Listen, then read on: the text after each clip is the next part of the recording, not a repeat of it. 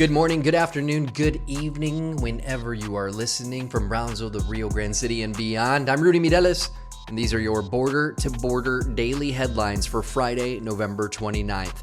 Border to Border is powered by Gelman Vision. From LASIK to cataracts, board-certified cornea specialist Dr. Rachel Gelman wants to help you change the way that you see the world. Call 956-302-1015 or visit gelmanvision.com to schedule a consultation today. This morning's top story is actually technically from just on the other side of the Rio Grande, but definitely affects a lot of us here in the valley who visit family or shop in Mexico.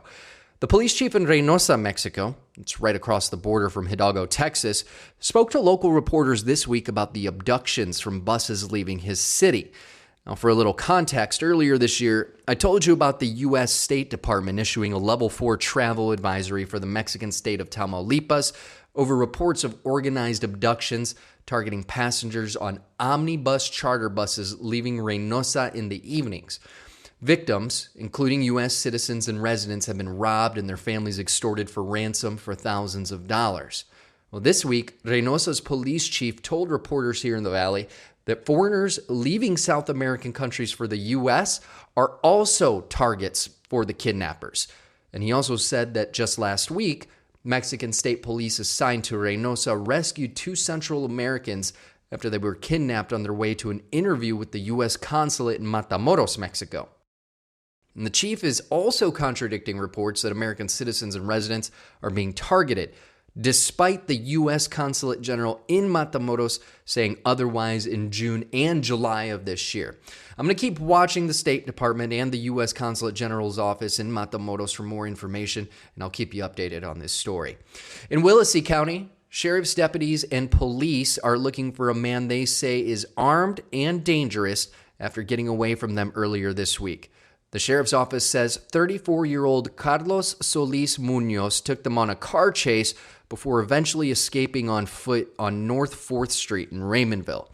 He's about 5 foot 8 inches tall, with short black hair, black beard, and was last seen wearing a white muscle shirt with blue jeans in the northwest area of Raymondville. Now, in addition to the pending charges, Munoz is also wanted for burglary. Again, he is considered armed and dangerous, so if you have any information on where he might be, contact the Willacy County Sheriff's Office at 956-689-5576. In Brownsville, folks who lived near the Millwhite grinding mill in Brownsville will no longer have to worry about the hazardous dust as the plant officially closes down this week after several lawsuits. The facility closed after 20 years of operation in between several neighborhoods on Padre Island Highway this week after reaching a resolution with the city of Brownsville after more than 700 different tickets for breaking health codes and spreading potentially hazardous powders into surrounding neighborhoods. Millwhite also faced legal challenges from folks living in those neighborhoods. 11 of them who lived nearby also reached an agreement with the company after filing a class action lawsuit in the summer. For now, that building is sitting empty, but a hardware store is expected to take over that property soon. In immigration news, Border Patrol agents at the Sarita checkpoint found more than just hay bales in a horse trailer coming from McAllen this week. Check this out. They also found 9 migrants trying to get into the country illegally. Now, according to agents, Barrick James McCann, a U.S. citizen, was towing a trailer that he told agents he was taking to move goats from McAllen up to Corpus Christi. As he was chatting with them, those agents say that he started getting nervous and they eventually noticed some tightly packed hay bales blocking the trailer's windows. Well, eventually, they say a canine tipped agents off, and when they looked inside that trailer, they found 9 illegal migrants hiding behind that hay. Agents say McCann later admitting to getting paid $3,000 to pick up those animals and those people in McAllen, and he said he did it because he needed the money after losing his job. San Benito is gearing up for a major transformation. A $1.6 million project is set to turn the San Benito Fairgrounds into a musical hub that's expected to generate, get this, nearly $2 million in revenue during its first year of operation. The centerpiece a $650,000 state-of-the-art stage located on the 120-acre city-owned fairgrounds off Business 77. Now, this venue is expected to open next spring and bringing 20 major events to the city annually and creating up to more than 100 jobs within the city. The city's Economic Development Corporation, which oversees this project, is investing in infrastructure and operations while estimating, get this, up to $7.3 million in spending from people going to projected events at the new stage. That includes hotels, restaurants, transportation, shopping, all boosting the local economy there in San Benito. Good stuff. And adding to the excitement, I'm super excited about this because he's one of my favorite artists. Hometown country star Charley Crockett is expected to headline the venue's grand opening. I know I'm going to be there. That's very, very, very exciting stuff happening in San Benito. Quick 3-city AccuWeather forecast for you now. In Port Isabel today, a little rain early this morning, drizzle later in the afternoon with a high of 64 degrees, dipping down to about 59 overnight. Cloudy and just a little bit warmer in Weslaco on Saturday, high of 72, low of 62 overnight, and things aren't looking great for my son's baptism on Sunday in McAllen, 72 in McAllen, but cloudy with showers and a chance of thunderstorms, low of 66 overnight. Taking a look at your average gas prices as of late last night, according to AAA, Cameron County is down 3 cents to $2.50. It's down to $2.50 in Hidalgo and Starr counties as well. And Willacy County, according to AAA, is reporting $2.46 last night for a valley average of $2.49, down about 2 cents overall.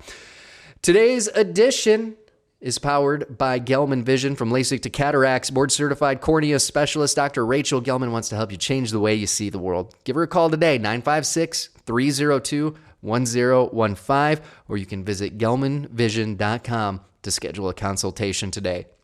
For links to all of the stories from today or previous episodes, you can visit rudymireles.com and click on Border to Border. Each episode, along with links directly to the original authors, are right there for you every single morning. And just a reminder, I am live discussing these stories and other things happening around the valley on TikTok Monday through Friday from 11 a.m. to 1 p.m. Central. So make sure to follow me on TikTok at Rudy Mireles TV. And before I go, I always like to end things on a positive note with y'all. And, Thanksgiving was yesterday, and I just saw so many things here that make me realize that Thanksgiving in the Rio Grande Valley is more than just a holiday. It's a celebration of community, kindness, and connection. And this year, the heartwarming efforts across the valley remind us of what makes the valley so truly special. It's the people. In McAllen, the Salvation Army opened its doors to host a Thanksgiving feast for those in need. The aroma of turkey, mashed potatoes, pies filled the air, but the true magic was in those smiles that I'm sure were exchanged across tables where neighbors became family, even just for a day. A few blocks away, other volunteers were busy delivering meals to homebound individuals so, everyone could enjoy this holiday. It's these simple acts of generosity that highlight the Valley's commitment to uplifting every single person in this community. Down in Brownsville, the fire department traded hoses for spatulas. They were whipping up Thanksgiving meals for their folks working today. It wasn't just about the food, it was about showing gratitude for those who protect and serve, even on holidays while those of us are spending time with our family. Small but meaningful gestures like that speak volumes about the camaraderie and care shared by first responders. And meanwhile, over at the McAllen Respite Center, it wouldn't be a Rio Grande Valley story if we didn't talk about the folks just coming to this country for the first time. The McAllen Respite Center yesterday brought the spirit of Thanksgiving to migrant families experiencing it for the very first time. Gathered around tables, these families got to taste not just the flavors of a traditional Thanksgiving dinner, but also the warmth of a community that welcomes them with open arms, or at least wants to help them get to their next destination safely. Now, each of these stories tells a story of compassion, unity, and our valley's enduring belief in the power of togetherness. Here in the valley, Thanksgiving isn't just a day, it's a reflection of who we are. A tight-knit community that lifts each other up and celebrates the simple yet profound joy of sharing. You love to see it. Until Monday, have a great, safe weekend.